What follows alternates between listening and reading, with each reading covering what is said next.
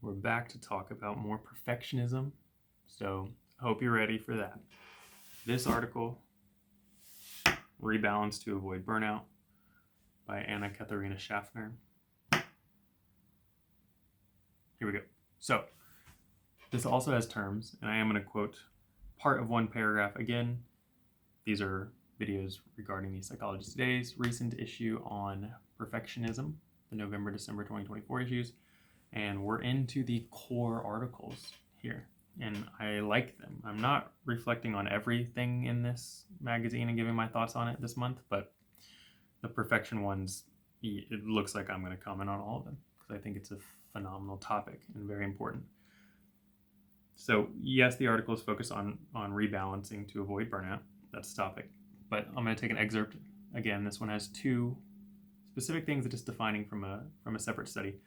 And I want to address them. I have one light criticism to some of the languaging, but other than that, I think this is really, really good for people to hear. So as with the other things, as with quotes, you're going to get it verbatim.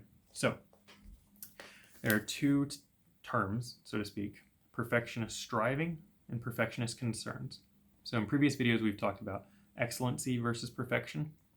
This is going to tilt that a little bit more into some of the points I was making in the last video on where wanting to be perfect and do things well can be healthy as long as it's not just self-deprecating, which is why I would use the language of trying to be excellent, not perfect. Doing your best. And this is going to dive into more of that nuance, which I think will be helpful. So watch the one from yesterday if you haven't already, and that I think will connect into this one more than I had initially anticipated for that. So perfectionist striving, this desire to deliver excellent work and perform at the highest possible standard. Okay? So a desire to deliver excellent work and perform at the highest possible standard. This is associated mainly with positive traits such as conscientiousness and problem-solving skills. Great. The other term, perfectionist concerns. These are extreme worries over making mistakes or being negatively evaluated by others. I'll say that again. Perfectionist concerns are extreme worries over making mistakes or being negatively evaluated by others. And they are associated with harsh internal self-assessment of one's performance. And they tend to correlate with less welcoming traits, like neuroticism and maladaptive strategies such as avoidance. The only criticism I have, like I mentioned before, is describing neuroticism as bad. I would heavily disagree with that, actually. And that mostly comes from, and this is not the point of this video, so I'm going to keep this brief. When you look at personality assessments, most of the things people use for personality are, in my opinion, from all the research that I've seen, really not good. So Myers-Briggs, Enneagram, all this stuff is not that helpful. Yes, I know that there's going to be a lot of opinions on that, and if you have found help from them, great. But in terms of research backed and being able to utilize them for growth in a clinical way and in a research way, you'll want to lean towards Strengths Finders. I said Strengths Finders, only one of those has an S at the end, I don't remember which one. But the Clifton Strengths Finders, that one, very well backed. And the Big Five personality assessment, the Ocean Traits, one of those is neuroticism. And this is a spectrum, so all of them are spectrums. So neuroticism is just one end of a spectrum, and it informs you of behavior. It's not bad inherently. So that's important to know. It just shows you your proclivity to negative emotion, but that can be utilized in a really, really good way. We use the word neurotic and neuroticism in a negative way. That's kind of colloquial, just like we use the word stoic in a way that doesn't actually mean stoic nowadays. In terms of emotional, someone who's stoic is actually knows a lot about their emotions and how to manage them more than non-stoics typically, but we present that as you're flat affect, you're not emotional. It's not really what that is. Same with neuroticism. It's not really this bad strung out thing like we say it towards other people. So only thing there, that's my tangent on that. And again, apologies for any Enneagram and Myers-Briggs lovers out there. Keep enjoying your results. It's fine. So really, really helpful definitions there. to hold on to of perfectionist striving versus perfectionist concern. The article goes on to address the connections with being perfect and how we will have a goal for flawlessness, this craving for certainty about things, and how that will often be debilitating. We talked about this a little bit in the last video too, but the piece there being more, are you shutting down versus actually being productive because you're trying to be perfect? Are you stalled out? You don't even want to start. You don't want to continue because you're stuck at what's the perfect thing. Like, I need to be certain that this is right. It has to be flawless. And again, we can have a desire to make something flawless and a desire to be certain. I have a strong value of knowing the truth, but I'm also very aware that I don't know the truth about a lot of things. And even if I was the smartest person on every topic in the world, in 100 years, more than likely, we will know more about that.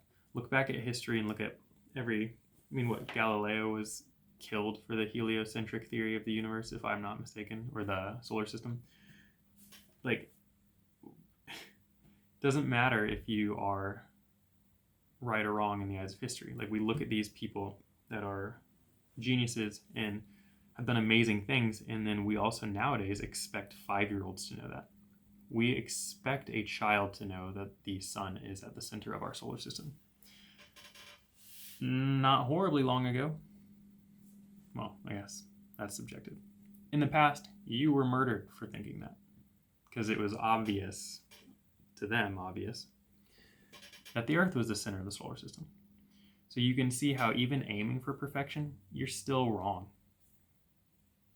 Just you are. And you might be onto something, you might get something right, but in the future, we're going to be able to do it better. And that's also awesome. Like, to know that you can set a standard. Think about like Olympic records. These people blow things out of the water. Was it the... you can tell I'm not a long distance runner with what I'm about to say. I think it was a marathon. People did the first like under 4-hour one, I think. If I'm wrong on those numbers, correct me and look into it yourself for that. But I believe it was the 4-hour marathon was believed to be impossible. Like, you can't run it faster. And then someone ran it faster, and then pretty much immediately people ran it faster than, like, it became a very doable thing for a lot of people, despite being believed to not be possible. Not only like it'll be forever until it'll take so long. It was, people can't do it. Then someone did it, and everyone's like, oh, you can do it. And then a lot of people just did it. The new standard was set, and that's performance. It's not necessarily knowledge, but it had knowledge involved in it. So, yeah, the task that you're doing, ideally, people can do it better soon. And I think that's fantastic. Like, if the work that I do doesn't improve over time, and that people coming up behind me aren't doing it better than I did at that time, I mean, it's kind of a bummer, right? Like, I want things to improve, and I want people to be smarter and to do better over time. And I hope to contribute that. And if I'm shutting down because I have to be perfect, then I just end up not contributing to anything. Like, it's, you want to be able to contribute by just putting some effort in. And I'm going so many different directions from this article. It's a response to it. That's fine. The college professor, as I know the story, is a photography professor.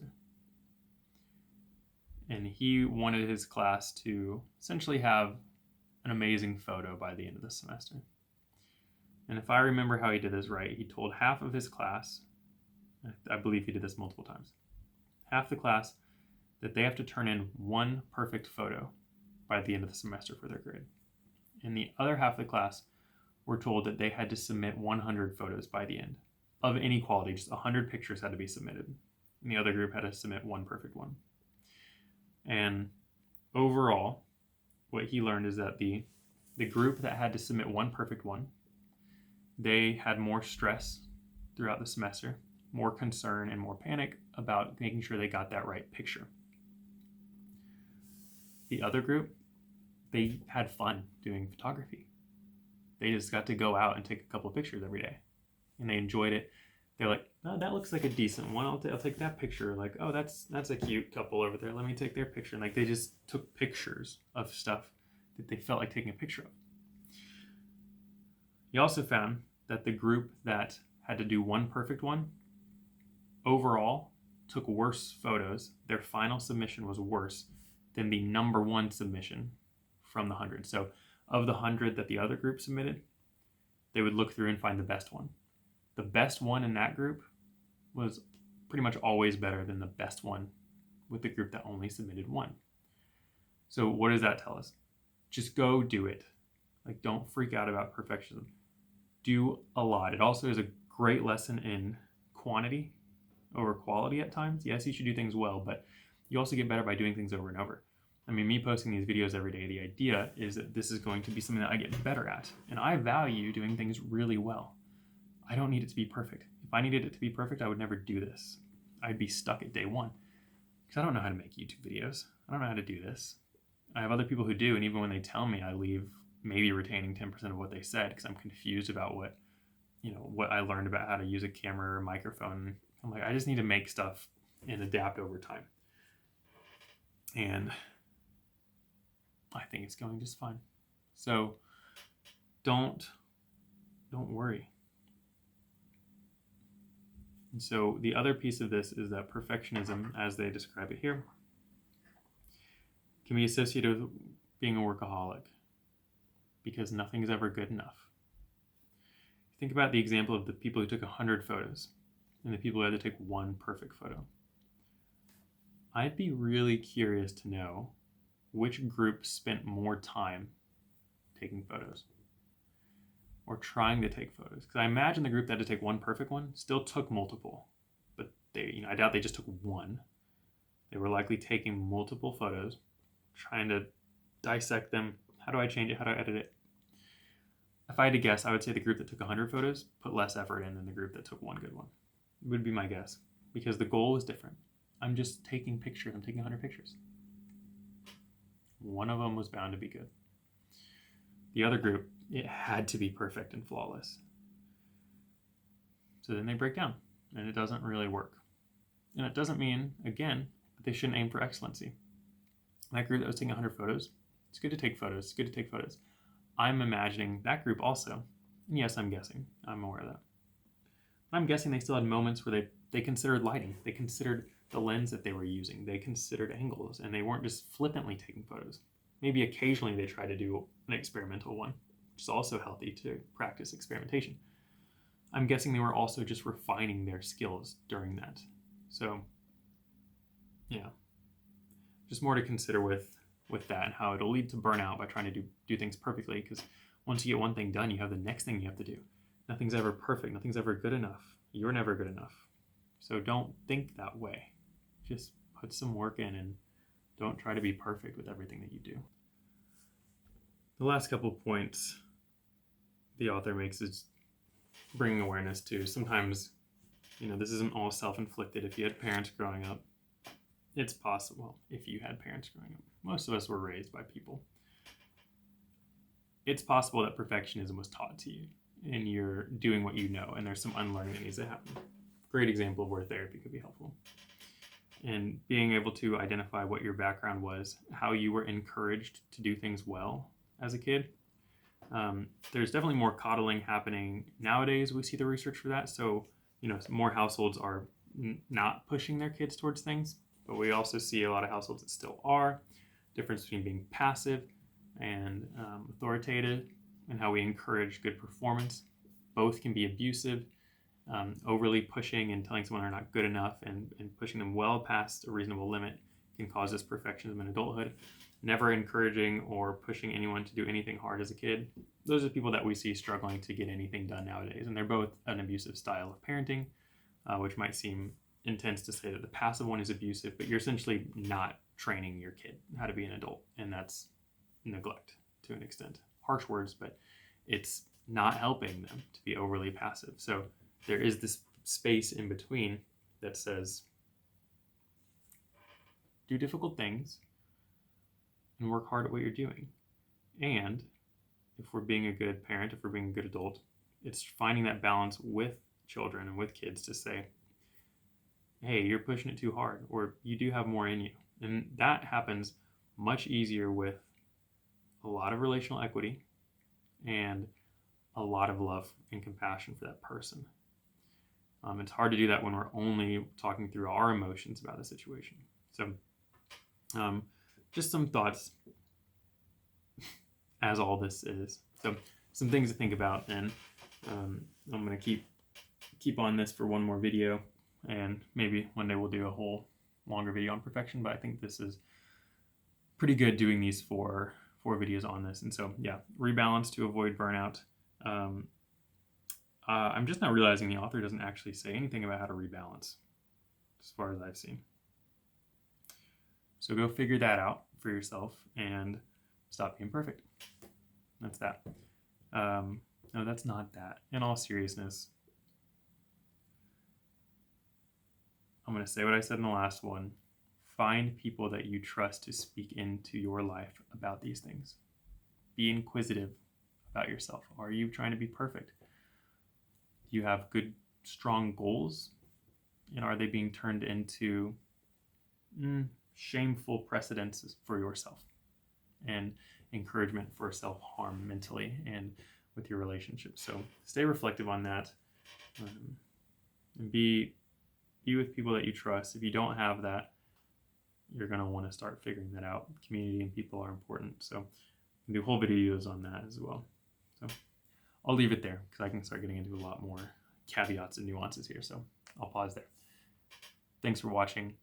I'll look forward to the next one, and which I think will be, I don't know what day this is coming out. I'm recording it early. So either tomorrow or the next day, I'll have the last perfection one out. So see y'all then.